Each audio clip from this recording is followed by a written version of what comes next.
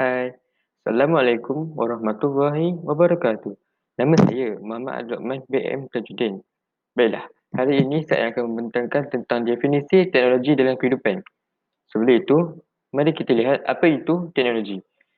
Sejarah teknologi mengatakan teknologi merupakan satu konsep yang luas dan mempunyai lebih daripada satu tarifan. Antara tarifan teknologi ialah pembangunan dan penggunaan alatan, mesin, bahan dan proses untuk menyelesaikan masalah manusia. Baik. Perkataan teknologi ini berasal pada perkataan Greek iaitu teknologia yang bermaksud seni, kemahiran dan rekaan. Istilah ini boleh diguna pakai sama ada secara umum atau dalam bidang tertentu. Contohnya, teknologi pembinaan, teknologi perubatan dan teknologi maklumat.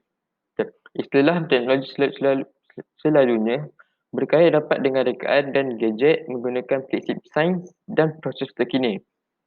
Namun, rekaan lama seperti tayar itu juga menunjukkan sebagai teknologi.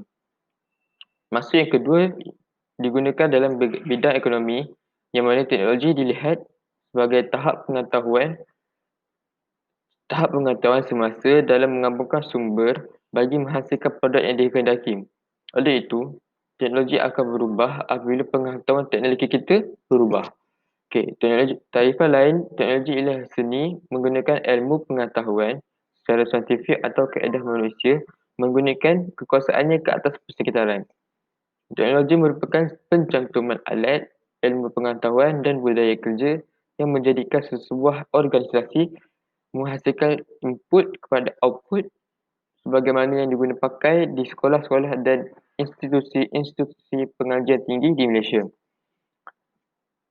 yang mengaplikasikan pengetahuan sains yang boleh memanfaatkan dan serta menyelesaikan masalah manusia yang dihadapi dalam kehidupan seharian. Selain itu, selain itu, takrifan yang lain ialah teknologi pendidikan. Teknologi pendidikan ialah penggabungan manusia, peralatan, teknik dan peristiwa yang bertujuan untuk memberi kesan baik kepada pendidikan di Malaysia. Di Malaysia, pengaruh teknologi bermula dengan bahan visual seperti gambar, carta dinding, peta, glob, bahan relia, model-model dan bahan-bahan terbuang. Penggunaan papan hitam, papan panel, penyataan dan papan magnet merupakan alat-alat utama bagi menyampaikan pengajaran, manakala pelajar pula menggunakan bahan-bahan bercetak untuk pembelajaran mereka. Baiklah, saya akan meneruskan pembantangan ini kepada rakan saya. Selamat sejahtera. Nama saya Naresh. Saya di sini akan membicarakan tentang kepentingan teknologi dalam kehidupan seharian. Antara kepentingan teknologi dalam kehidupan seharian ialah mampu mempercepatkan kerja kita. Hal ini dibuktikan apabila majoriti populasi masyarakat di Malaysia kini mencari bahan atau sumber maklumat mereka hanya menggunakan internet sahaja. Contohnya Google. Selain itu, teknologi juga dapat membuatkan kita berhubung dengan orang yang jauh. Misalnya, seorang anak yang melanjutkan pelajaran di sebuah universiti yang jauh daripada tempat tinggal mereka, yang boleh melepaskan kerinduan terhadap ibu bapa mereka dengan hanya menelefon mereka. Contohnya, mereka boleh menggunakan media sosial seperti Skype. Di samping itu, teknologi juga membantu pelajaran murid-murid di sekolah. Hal ini dikatakan apabila kita boleh lihat di laman sosial, di laman web, terdapat banyak laman blog yang berkaitan dengan sesuatu subjek mengikut sukatan pembelajaran di sekolah yang memenuhi internet. Blog tersebut terdapat banyak tips-tips untuk menjawab peperiksaan dan untuk menghafal sesuatu sukatan pembelajaran. Teknologi juga memudahkan kerja seharian kita. Dengan adanya teknologi, taraf hidup kita telah bertambah. Contohnya menggunakan mesin basuh untuk membasuh kain. Mula mencari idea untuk membangunkan sesuatu yang baru, dan selain itu dapat melahirkan golongan yang celik IT yang mahir memanfaatkan teknologi yang sedia ada untuk memajukan teknologi yang sedia ada menjadi lebih maju daripada di masa hadapan. Yang kedua, bidang teknikal dan vocational atau tingkatannya TVET harus diperkasakan juga melalui menggalakkan ini bermakna para pelajar yang akan beralih ke tingkatan 4 boleh memilih untuk berada di aliran teknikal, dan melalui galakan dalam aliran teknikal akan melahirkan ramai pelajar yang inovatif, dan seperti kita tahu dalam meniti arus revolusi industri 4.0, kita memerlukan tenaga kerja dalam bidang industri, dan pada masa hadapan kebanyakan kerja mungkin akan digantikan oleh mesin-mesin. Tetapi siapakah yang akan mencipta mesin tersebut? Sudah tentulah pelajar yang berkemahiran tinggi dalam bidang tersebut.